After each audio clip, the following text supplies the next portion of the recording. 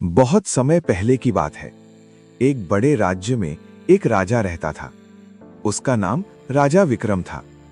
वो बहुत शक्तिशाली और न्यायप्रिय था, लेकिन उसे अपने बल पर घमंड भी था। उसी राज्य के पास एक घना जंगल था। उस जंगल में एक गरीब लकड़हारा रहता था। उसका नाम रामू था। रामू बहुत मेहनती और ईमानदार था।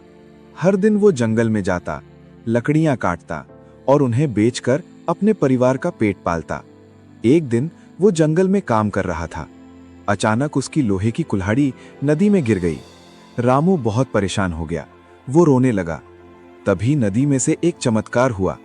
एक जल देवता प्रकट हुआ। उसने पूछा, तुम क्यों रो रहे हो? रामू ने पूरी सच्चाई बता दी। जल देवता नदी में गया और सबसे पहले सोने की कुल्हाड़ी लेकर आया। उसने पूछा, क्या ये तुम्हारी है? रामू बोला, नहीं, ये मेरी नहीं है। फिर जल देवता ने चांदी की कुल्हाड़ी दिखाई। रामू ने फिर कहा, ये भी मेरी नहीं है। आखिर में उसने लोहे की कुल्हाड़ी दिखाई। रामू खुशी से बोला, हाँ, यही मेरी है। जल देवता बहुत खुश हुआ। उसने रामू को तीनों कुल्हाड़ियां दे दी और कहा, तुम बहुत ईमानदार हो। कुछ दिनों बाद राजा विक्रम को यह बात पता चली। उसे लगा ये सच नहीं हो सकता। वो खुद साधु बनकर जंगल गया और अपनी सोने की तलवार नदी में फेंक दी। जल देवता आया। उसने पूछा, क्या ये तुम्हारी तलवार है? राजा ने झूठ बोला, हाँ, ये मेरी है। लेकिन जल देवता समझ गया और वो नाराज हो गया।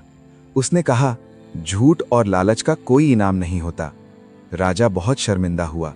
उसे अपनी गलती समझ आ गई। वो महल वापस गया और उसने पूरे राज्य में ईमानदारी का संदेश फैलाया। सीख: ईमानदारी सबसे बड़ी ताकत होती है।